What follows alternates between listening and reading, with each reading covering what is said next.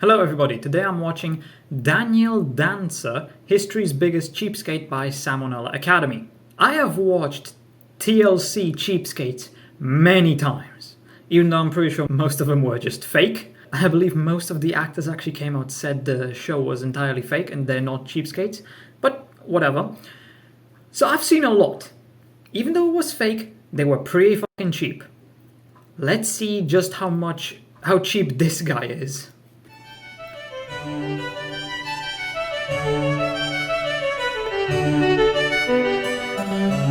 Hey kids, you're probably familiar with at least a few characters whose obsessive penny pinching truly knows no bounds. Yes, from Ebenezer Scrooge to Scrooge McDuck, nobody hoards money Scrooge. quite like misers. But these guys aren't the most miserly misers out there, not by a long shot. First of all, God, look at I their remember top watching hats, Donald their Duck when I was a extravagant use kid. of glasses, their luxurious chairs. These things are worth their weight in precious shekels. No true miser would waste their wealth on such frills. Second of all, these guys aren't real. They're fictional characters. Scrooge McDuck does not exist. I don't care what CNN says, it's all liberal conspiracy bullshit. What? I mean, look at this article by the Huffington Post. You mean to tell me that this picture isn't photoshopped? Ridiculous. Wait, is Scrooge actually based on like a real person?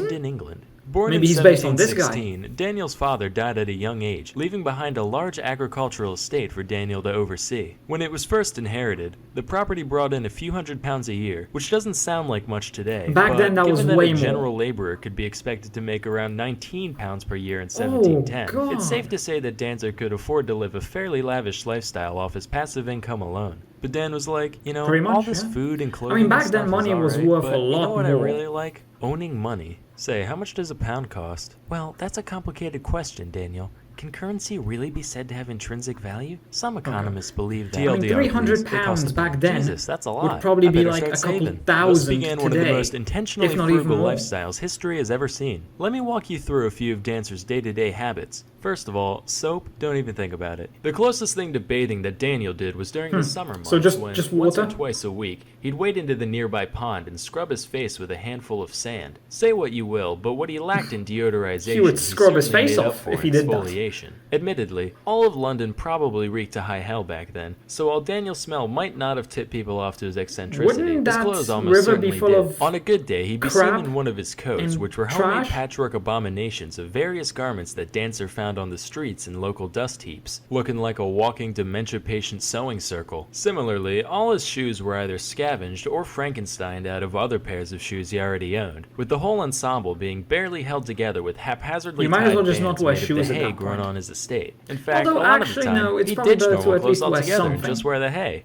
To his credit, in his youth, a lot of the time, he ditched normal clothes altogether and just wear the hay. To his credit, in his youth, Daniel was known to purchase a whole 2 shirts per year as his clothing expense. But one day he looked in the mirror Shit, and said, he buys more "Daniel, than me." you're bleeding funds like a stuck pig. It's time to grow up and get your act together." And cut his budget to only 1 shirt per year. One of the few people that Daniel Still- associated okay, with kidding. regularly was his sister, whom he lived with. Believe it or not, she shared in a lot of Daniel's tight-fisted habits, and it definitely showed. She was described as, quote, having more the appearance of a walking dunghill than one of the fair sex. Couldn't Wow. have said it better myself, That's- honestly. Dancer prepared Actually, all of his if she's food for wearing the hay, upcoming week ahead of time, consisting that's of kinda only deserved. 14 hard dumplings and 3 pounds of beef, stretched out over the entire 7-day period. Every day, he'd eat only a single meal that was basically equivalent What? to 2 wads of dried out dough and 1.5 quarter-pounder patties from McDonald's. He kept You this can't habit live up for off years that. without fail, except for one time when he stumbled upon a fully intact, rotting sheep carcass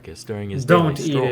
He was like, Don't. "Good lord, this is just obscene. Who would leave a perfectly good pile of arguably edible meat and organs just sitting around Arguably like this?" edible. So he dragged the thing home and made him and his sister a nice big pile of spoiled mutton pies, which they subsisted off of for several weeks. That's a real Why? life hack right there. Who needs refrigeration if it's already rancid, am I right? Despite Daniel's rabid fear of any unnecessary spending, he did own a dog named Bob that he was quite fond of. At this Really? point, I'm almost certain that Dancer just decided to base his entire life off of linoleum by no effects, which is pretty incredible considering linoleum wasn't So even he's invented for another 100 years. an extreme Anyway, though, cheapskate, one and day, Daniel's and he neighbor has a came to dog. complain about how Bob had been harassing his sheep. So Daniel said, "Don't worry, boy, I ain't gonna kill you, but we don't want a lawsuit on our hands, do we?" No. We don't. What would we do if a lawyer came around here, huh?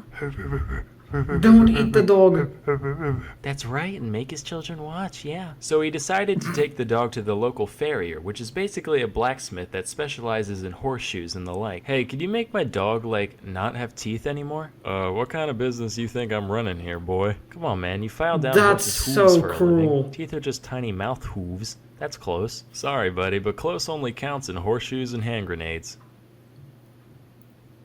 Well, got me there. Say, what's a hand grenade? None of my sources say what happened to the dog after his untimely nubbening, but I do know Dan never got sued, so I guess the operation was a success. Daniel's sister passed away in 1766, leaving him so distraught that he actually went out of his way to buy mourning clothes for her funeral. And by that I mean he bought a pair of second-hand black stockings, and that's it. Still, that's a big deal when it comes to the likes of Dancer. At this point, the only person close to a friend that Dancer had was a woman known as Lady Tempest. She was so influential over him that she was actually able to convince him to buy, get this, a 1 shilling hat. This was quite an accomplishment, as Daniel's last hat was older than half of you at 14 years old. What?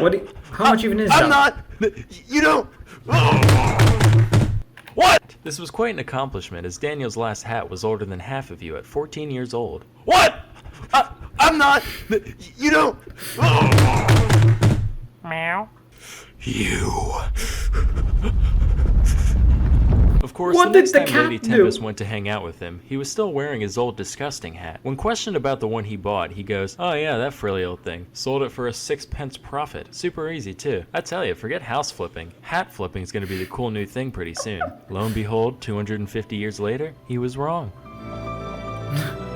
I mean, hey, if he got it and then was able to sell it for more, 78, good on him. Pretty shocking considering the whole not using soap, eating rotten food thing. But I guess his near total isolation from other people made up for that when it came to preventing illness. Though he never ended up shelling out any of the massive hoard of wealth that he accumulated over this time, his efforts weren't completely in vain. By the time he passed away, Daniel's estate was now pulling in about £3,000 in yearly net revenue, 10 times the amount it earned when he first inherited it. So, moral of the story, parsimony has its place. But he has no kids to pass it on to. Torture yourself just for the sake of a few bucks. It doesn't Next matter. time your parent or significant other insists on turning down the thermostat or keeping the windows up to save gas, just say, that's hey, what I don't understand human, about cheapskates. Or are we Dancer? But you know what else is more valuable than money? Why save so much knowledge? That's so why much you money need to if try you're not going to use it for anything? Skillshare is an... Here's the problem I have with them. They save money and they don't use it for anything. What is the point? The reason you make money is so that you can spend it on just basic necessities and maybe something nice for yourself. If you're making a lot of money and you're just putting it away, doing nothing with it because you're a cheapskate, what are you going to do? Why would you save money just to save money?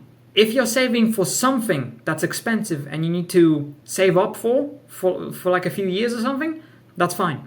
But if you're saving up just for the sake of saving up money and you don't plan to spend it, what's the point? You make money to spend money. That's how it is. There's no point hoarding money if you're not going to do anything with it. I can understand hoarding money if you plan to pass it on to your kids.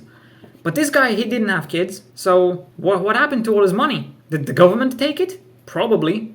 Did he have any living relatives who got it? Maybe. Yeah, just remember, saving money is important, but not to this extreme. And if you are hoarding money with no plans to ever spend it, just don't do that. Get yourself something nice, if it's within your budget. Yeah, I don't know what else to say. This was more extreme than those fakes on TLC. I mean, I guess he lived a happy life. If he was happy, then good on him, I guess. Still just pointless, since he did nothing with the money he saved, but okay. It's his life, his decisions.